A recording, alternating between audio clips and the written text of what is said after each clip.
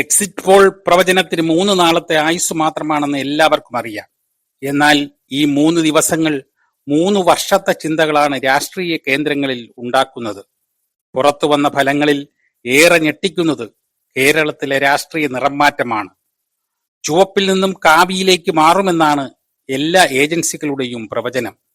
ഇത് എങ്ങനെ സംഭവിച്ചു എന്ന ചോദ്യം മാത്രമാണ് അവശേഷിക്കുന്നത്.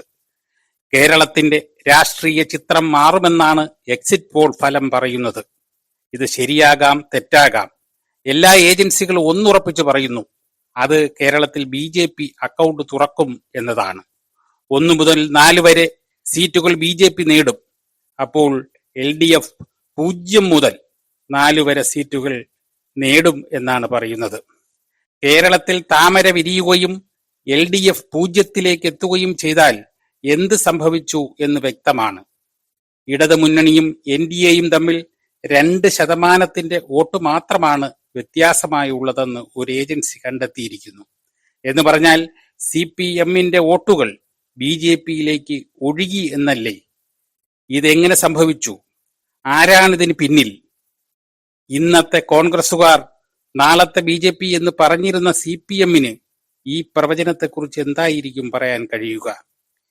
ABP സി വോട്ടറിന്റെ പ്രവചനത്തിലാണ് LDF-ന് 0 സ്ഥാനം. India today Axis My India ആകട്ടെ 1 സീറ്റാണ് പ്രവചിക്കുന്നത്. UDF തരംഗമായിരിക്കും കേരളത്തിൽ ഉണ്ടാകുകയെന്നും പറയുന്നു. അതിനാൽ കോൺഗ്രസിന്റെ വോട്ടുകൾ അവരുടെ പെട്ടിയിൽ വീണിരിക്കുമെന്ന് ഉറപ്പാണ്. അപ്പോൾ LDF-ന്റെ വോട്ടുകൾ എങ്ങോട്ട് പോയി? BJP 3 സീറ്റുകൾ വരെ നേടുന്നത് CPM വോട്ടുകൾ കൊണ്ടാണോ? എങ്കിൽ CPM വോട്ട് മറിച്ചു നൽകിയതാണോ? നേരത്തെ കോൺഗ്രസ് ആരോപിച്ചിരുന്ന അന്തർധാരയുടെ ഫലമാണോ ഇത്? CPM ആണ് ഉത്തരം പറയേണ്ടത്. അന്വേഷണ ഏജൻസികളെ ചെറുക്കാൻ തിരിച്ചു സഹായിച്ചു എന്നതുമാകാം. BJP കേരളത്തിൽ അക്കൗണ്ട് തുറന്നാൽ അടുത്ത നിയമസഭാ തിരഞ്ഞെടുപ്പിൽ 30 സീറ്റെങ്കിലും ഇതേ അടവ് ഉപയോഗിച്ചവർ നേടിയെടുക്കുമെന്നുറപ്പാണ്. മടിയിൽ കനമില്ലാത്തവർ വഴിയിൽ ഭയക്കുന്നത് മൂലമാണ് കേരളത്തിൽ താമരയുടെ പൂക്കാലം വരുന്നത്. ഇനി വരുംകാലത്തും ഇത് ചെയ്തില്ലെങ്കിൽ അനുഭവിക്കുമെന്ന് ഭയക്കുന്നവർ ഇടതുപക്ഷത്തെ കാവിക്കൊടി പിടിപ്പിക്കുക തന്നെ ചെയ്യും.